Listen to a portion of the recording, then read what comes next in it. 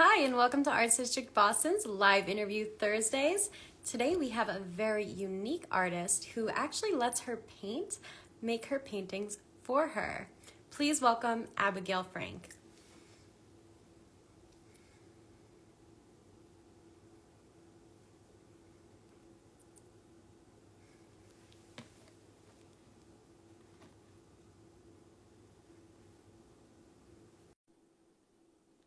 And we're just going to wait for her to join, and then we'll get started. We have so many cool things to talk about. Hi, I'm so sorry about my app. That's okay, you're here now. Thanks so much for coming, Abby. Hi. Yes, thanks for having me. So, Abby, you live in Somerville now, but you Yeah, moved from Indianapolis, which I is did, yes. pretty cool. Can you kind of tell us a little bit about what made you want to come to Boston? Yeah, it was, I chose a college in Boston. So I grew up in Indianapolis and I knew I wanted to go to an art school and I knew I was interested. Well, I guess I didn't know I wanted to study painting at that point, but I decided to go to BU and pursue a bachelor's in fine arts. And so that's what brought me to Boston. And then after school, it just made sense to stay in Boston. And I found a job here and have continued to make. So yeah, I've enjoyed my life in Boston. But I mean, growing up in Indy, there were museums and there were definitely artists in my life growing up too, which was nice. Okay, cool. And I can't wait to talk about that a little bit later. But right now, I see you have a really beautiful one of your newer paintings. Yeah. So sorry for the glare here, but this is one of my paintings that I recently finished just last month. So it's part of this new series that I've been working on, where I'm sort of incorporating more organic forms and sort of inspired by natural flora and the things that I've been growing in my garden over the past year. So have been those forms that I've been observing have been slowly kind of creeping their way into my paintings. Yeah, I know you're doing a lot of ink drawings right now, kind of based on the plants you grow, Yeah. which is really cool. Are there any similarities between like your process of making those and your painting process? How do they kind of overlap? I think that there are similarities. Just because I mean I am the same person making both of those bodies of work, but I would say yeah, definitely the forms of like the leaves that are growing and some of the blooms. I'm really interested in the like ephemerality of these blossoms and like the idea of the plant life cycle where you see these these plants go from seeds and then they eventually bloom and are so brilliant and then kind of fade away. So I'm interested in that in my paintings as well and kind of comparing, I guess, the idea of like what beauty looks like and like brilliance in life and then what kind of fading away and like lack of life looks like too. So That's really cool. So you kind of talked about the cycle of plants. Can you kind of tell yeah. us about the cycle of your paintings? What's your process like? Yeah, I start off by putting just a background down, the ground color down on the surface of the canvas. And then I slowly build up more layers and the forms start out like really fluid and I want things to kind of bleed, like forms to bleed into one another. And then as I continue to build up the layers, they become more concise and just like a little tighter. So that's, I guess, in terms of mark making, that's what I'm thinking of. And then also I'm interested in color and maybe somehow like how I can make a piece feel more dynamic or create a sense of depth with using color.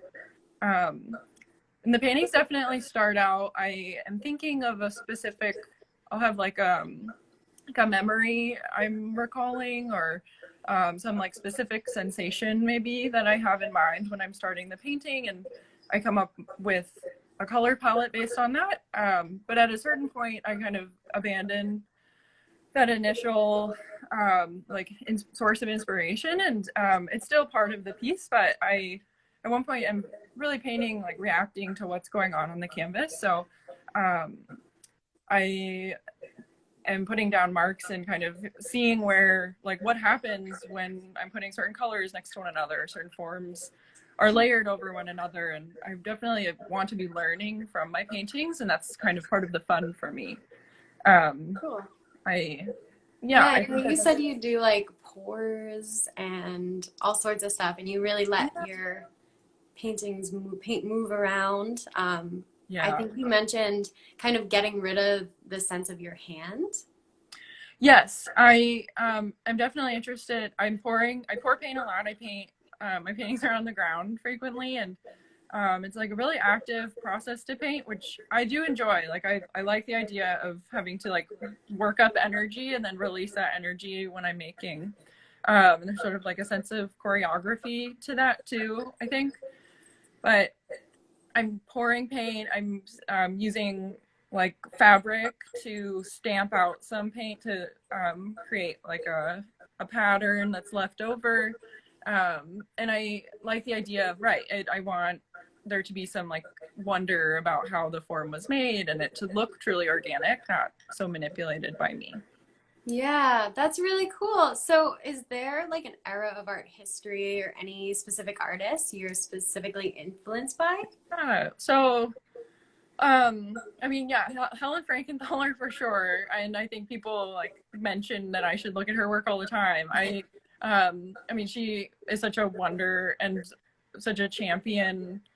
She was making during, I mean, she was just so talented. She was making during the abstract expressionist movement. It was doing so when it was mostly men in New York making around her. So she, though, always like knew exactly what she wanted to explore and what she wanted to make, and like kind of, it seemed, was like put on this earth to make the work that she made, and provided us with these awesome color field paintings. And I mean, there were other women were making with her during that movement, like Elaine de Kooning and Lee Krasner and others, but definitely love her work. And then Patricia Tribe is a contemporary painter who I'm really interested in also, and does a similar thing where she's sort of thinning out the oil painting, or excuse me, the oil paint, and then applying it to the surface of the canvas. So yeah, I mean, there are a lot of artists that I am influenced by, but yeah, and Frankenthaler was so ahead of her time, definitely. Yeah.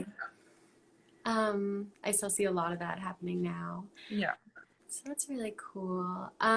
So color and form definitely plays a big part in your paintings. Can you talk to us a little bit about that, especially how you mentioned color field paintings? Sure. Well, I think that, I mean, yeah, I'm so fascinated by color. I think a lot of people are, and there's so much to color and so much behind what a color means to us. And I think color had a big part, is a big part of why I've decided I want to make paintings. I remember in college taking color theory and learning about color theory, and I was like so blown away by how much color could do. And I was recently listening to this podcast called Art Talk, and in the podcast, Lisa Newscavage was interviewed one of the episodes, and she had been asked what her favorite color is, and she said you can't just have one color. There's no such thing as just a single color on its own. You have to have one color with another, which is totally true. Like, a color exists because it's next to something else. Like, color is literally a reflection of light. And so I think I'm definitely exploring like what happens to different colors when they're placed next to others. And you can like create a sense of like dissonance, and also like a real dynamism in your painting. And then there's nothing better than when you have that like perfect match, when you have a certain color next to another, and there's this like band of vibration between the two, and there's this like amazing energy to that. So definitely, yeah, really fascinated by color, and that's a big part of Yeah, I paint. definitely. It's almost like your colors are in conversation with each other. And Yeah. you mentioned kind of energy and dynamism. Is there like, is that what you want your viewers to see when they look at your paintings? Is there a certain message you're looking to send people who see your work?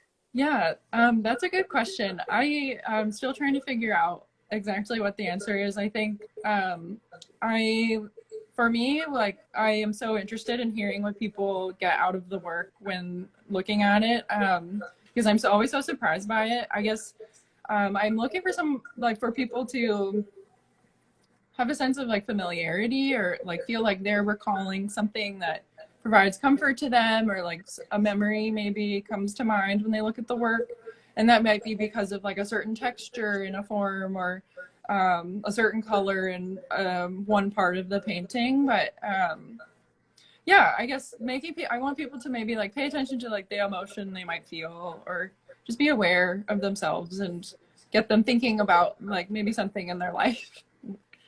Cool, really cool. So, when did you first start to paint?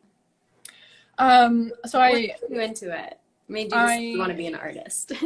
when I learned I wanted to be an artist, I guess I've always known I want to be an artist. Like it just made sense, and it's just what I feel happy. I feel happiest when I'm making art, and that's always been the case. Um, like I think in this past year, I have realized like there have been moments of, as many of us have felt, like moments of anxiety and just feeling I felt overwhelmed, and I've learned that like I can calm down my sense of that sense of anxiety by starting to make art. And so it's definitely like a therapeutic practice and like my meditative ritual to sort of like stay grounded. And that's all, like I think that's always been the case. But I didn't really start painting until I got to college, and was like introduced to the idea of like a painting major and had to choose major. So I decided I should go ahead with painting, and mentioned like learning more about color, and then like that the possibility of what a painting can do. Like that was really exciting. So yeah, I guess.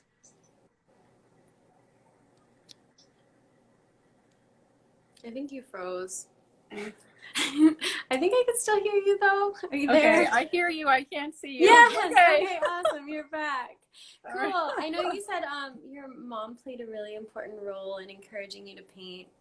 Yeah, so Really my cool. she definitely introduced me to art when like that's my earliest memory of art making is sitting down with her and making little watercolors. And I have this memory of like her cutting up like watercolor sheets of watercolor paper and kind of putting them in front of me and saying like go and like make a bunch of paintings. And I think the initial project was we were making like holiday cards or greeting cards when I was little for friends. And she really nurtured creativity in our house, and like introduced me and my brother to like a lot of different art forms, which I'm really grateful for. And like nurtured and built up a sense of confidence in making too. I think that I like felt That's like, so oh, important. I can be an artist, and I should like I like this and I will do this and I can be confident about doing that, which really hard. I mean, it's hard to be an artist and like be vulnerable. So Mhm. that's really important, and I'm feel really grateful for that.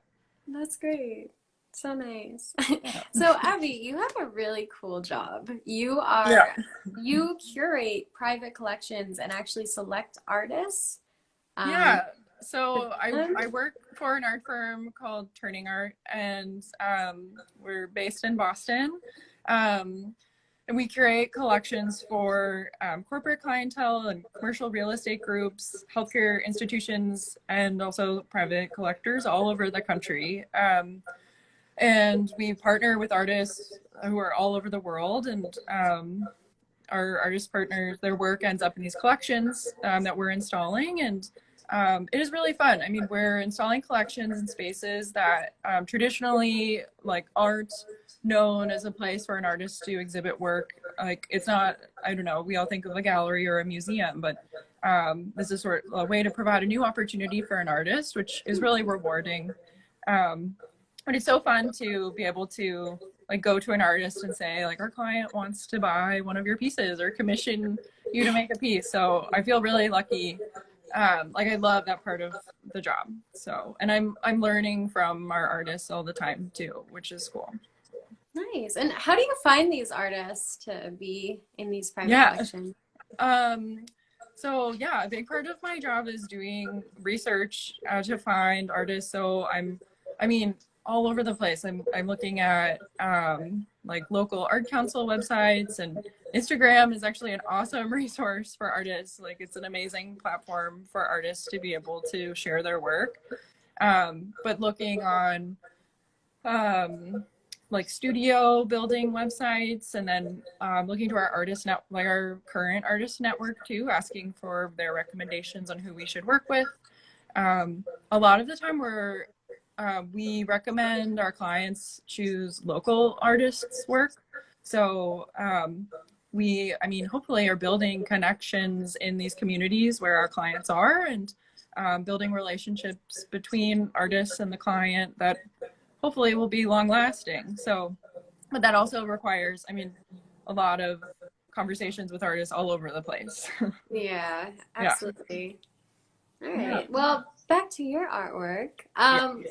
Where do you see your art going in the future? Oh man. Like, do you have anything, like any projects you want to do, or? Yeah. Okay, yeah. I've been trying to think ahead lately. I'm like, what is my goal? What are my goals for the year, at least? I right now I'm sort of working on this like flora series, and I think I'm not finished exploring that, and I've just begun. And so I definitely want to keep on working with these like sort of natural forms and continuing to build out a series of work within that. I think a goal for myself, I really would love to, I have not ever had a solo exhibition, and I would like to achieve that goal. And like that would be really cool to see my work in one, like a body of work in one space up on the walls. That's a great goal. So yeah. Oh yeah. Thanks. Awesome. All right. So do you have any projects coming up, or what are you working on now? Yeah, so I have a few pieces in the works. I have a couple of commission projects I'm working on that are just for like private homes.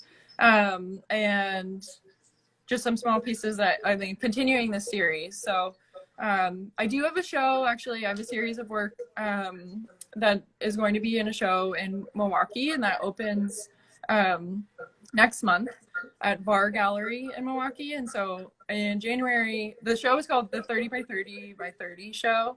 And in the month of January, I had to make 30 artworks in 30 days. So the theme of the exhibition is 30 artists made 30 artworks in 30 days. Oh my gosh. And so I sent my artwork off, and the work will be installed as a grid. And so I'm excited to see it on the walls, and then with all the other 30 series also. It's like American Warrior for artists. Yeah, it was definitely, it was a real marathon. I mean, it was really great, and now I feel like really proud to have done it, but it was, yeah, really like Kickstarter to 2021. It was more painting than I've done in a little while, but That's so cool. I want to see every single one of them. Yeah. Why Milwaukee though? Yeah, I actually knew there's an artist that I follow who was in the show. So this painter named Carrie Gillen, she's in St. Louis, and she's really, really talented. I recommend everyone look at her work. She participated in the show last year, and I thought it was interesting, and I started following this gallery, and so I was in touch with them, and they had this call for work, and so I submitted my proposal to be part of the show, and I was excited to be accepted. So really cool. I wish I could see the work in person. Unfortunately, I don't think I'll make it to Milwaukee. I know travel's a little tough right now. Yeah. But that's awesome. Really cool. And I hope you'll share with us that your 30 Yeah. paints in 30 days. That's Yeah. so cool. Thanks. Yeah. Well, I'm excited. Yeah. All right. Well, thank you so much, Abby. We have a lot of people watching right now, or we did.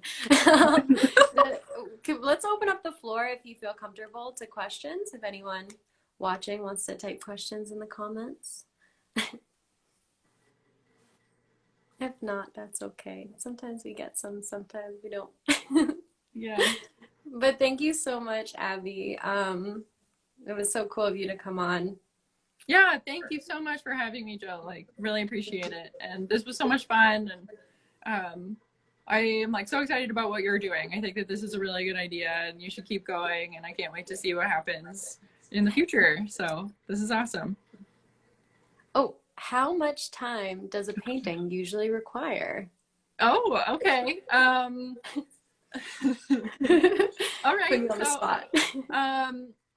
that's tough. I think it depends. I don't know. I guess maybe like 20 hours. I don't know. I feel like that's kind of, it's weird to put a number of hours on how, because I'll sit with the work and just kind of look at it for a long time. So I don't know how, it's less time actively painting, but there's some like it's painful. There's a number of painful hours spent just kind of looking at the painting to decide what the next move is too. Yeah, but sometimes you just, oh, sorry. Yeah. Sometimes you just walk away from it for a day and you go back and you're like, oh, it's done. You know? Yeah. That's actually something I've learned. I've been trying to train myself to do, like just leave it for the day and then go back. And sometimes, yeah, I do decide like, oh, actually it is finished. So just needed some space away from it. Yeah. All right. Well, really cool, Abby. Thank you so much. And if we don't have any more questions, All right. bye. Thanks. Bye.